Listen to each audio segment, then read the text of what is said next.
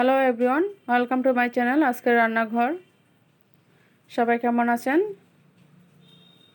আজ আমি একটা রেসিপি নিয়ে আসলাম।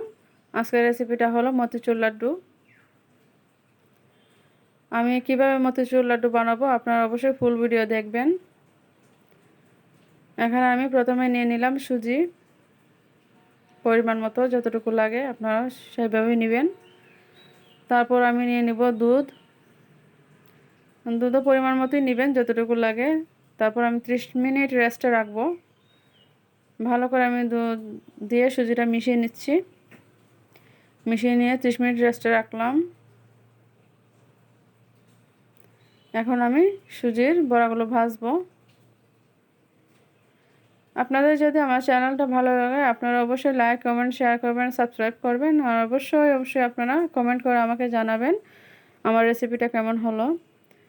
আপনারা যদি আমাকে কমেন্ট করে জানান তাহলে আমিও বুঝতে পারবো আমার রেসিপিগুলো ভালো হচ্ছে কিনা।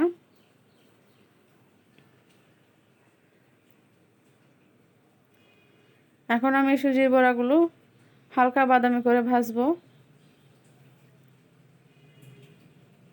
এখন একটু আমি নেড়ে চেড়ে দিব।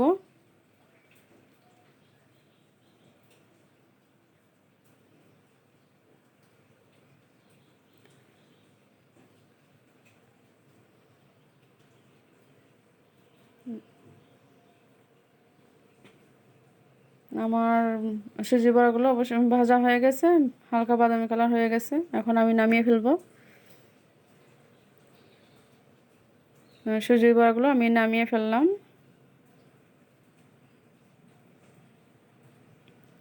এখন আমি একটা ব্লেন্ডারের জারে বড়াগুলো নিয়ে নিব, তারপর ব্লেন্ড করে নিব। আমি একদম ব্লেন্ড করব না, কিছু দানা দানা করে রাখবো, কারণ দানা দানা থাকলে লাড্ডুটা বানাতে খুব ভালো হয়। দেখুন একদম দানা দানা আছে। এখন আমি একটা ফ্রাই প্যানে ঘি দিয়ে দিলাম।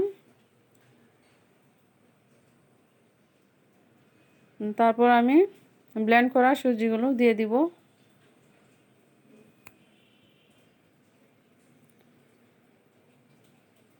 এখন ঘিয়ের সাথে ভালো করে আমি একটু মিশিয়ে নিব, হালকা একটু ভেজে নিব আর কি। তারপর আমি দিয়ে দিব চিনি পরিমাণ মতো। চিনির পরিমাণটা একটু আমি বেশি দিলাম, কারণ যেহেতু এটা মিষ্টি জাতীয় লাড্ডু, তো অবশ্যই মিষ্টি জাতীয়, তাই চিনির পরিমাণটা আমি একটু বেশি দিলাম। তারপর আমি অফ স্ক্রিনে পানি অ্যাড করে দিলাম। এখন চিনিগুলো গলে কিন্তু একদম একটা ডুয়ের মতো হয়ে যাবে আস্তে আস্তে। আমি এখানে কালারের জন্য জর্দা রং ব্যবহার করলাম, তো সামান্য পরিমাণ আমি জর্দা রং দিলাম, দিয়ে ভালো করে মিশিয়ে নিচ্ছি। মেশানোর পরে দেখুন একদম পুরোটাই মিশে গেছে, খুব সুন্দর একটা কালার আসছে।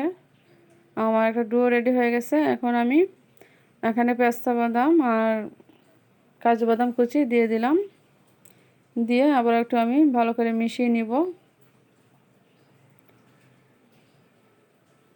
এখন আমার ডোটা লাড্ডু বানানোর জন্য একদম রেডি হয়ে গেছে। এখন সামান্য পরিমাণ আমি এলাচ গুঁড়ো দিয়ে দিলাম একটু সেন্টের জন্য, দিয়ে তারপর আমি এখন নামিয়ে ফেলবো।